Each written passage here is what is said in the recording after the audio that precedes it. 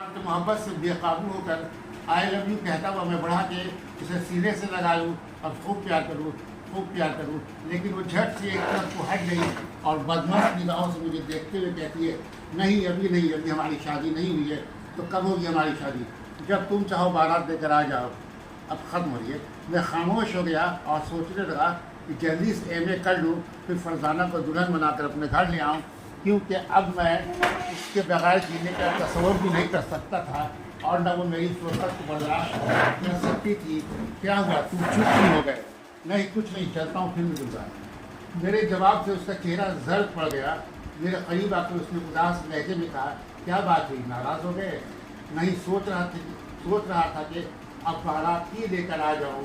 ٹھیک ہے چلتا ہوں، اور میں تیزی سے آگے بڑھ گیا۔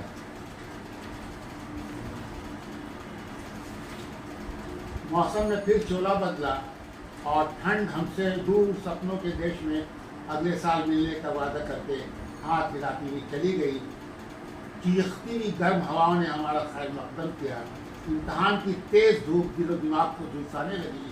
اب دونوں کی ملاقاتیں بیشتر لائبریری میں ہوتی۔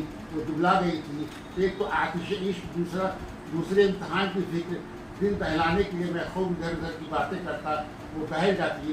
اس کی تعلیم و تربیت اور پرورش ساگر کے ڈاکٹر اقبال ان کی نیک سیرت بیوی نے کی تھی۔ دراصل وہ یتیم خانے کی بیٹی تھی۔ دونوں میاں بیوی سے میں مل چکا تھا، فرشتہ صفت لوگ تھے۔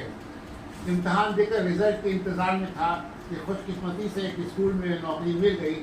فرزانہ گھر سے لوٹی تو ایم اے کا نتیجہ بھی آ چکا تھا۔ جوائن کرنے میں ابھی دیر تھی۔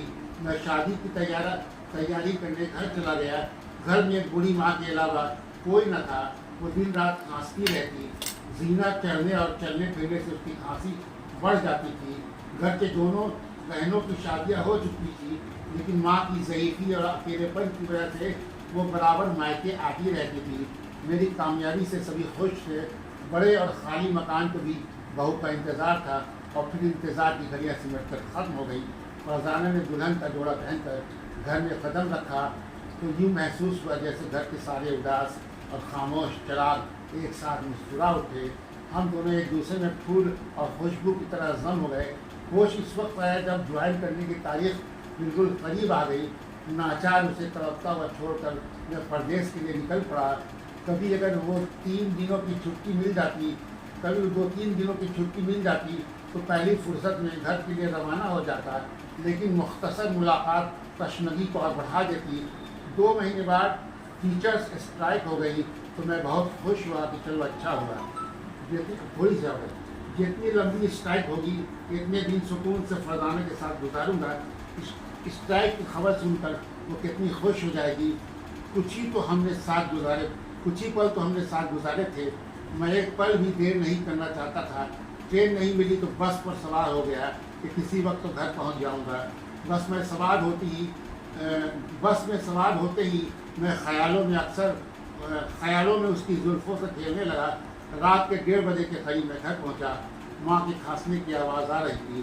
دستک دی، وہ دھیرے دھیرے دروازے تک پہنچی۔ کون ہے؟ میں اماں ارشد۔ اچھا کھولتی ہوں۔ میں بےتابی سے دروازہ کھلنے کا انتظار کر رہا تھا کہ جلد از جلد فرزانہ کو گلے لگا سکوں۔ دروازہ کھلتے ہی ماں نے کہا اتنی رات کو اچانک بیٹا، خیریت تو ہے؟ میں آنے کی وجہ بتا ہی رہا تھا کہ ماں نے کہا بہو اوپر سو رہی ہے۔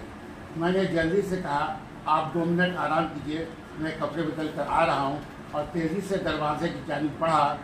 یہ سوچتا ہوا آہستہ آہستہ کمرے تک پہنچا کہ فرزانہ گہری نیند سو رہی ہوگی۔ اسے کیا خبر کہ میں کمرے کے باہر دروازے کے بالکل پاس کھڑا ہوں۔ مجھے دیکھ کر پہلے حیران پھر کتنی خوش ہو جائے گی۔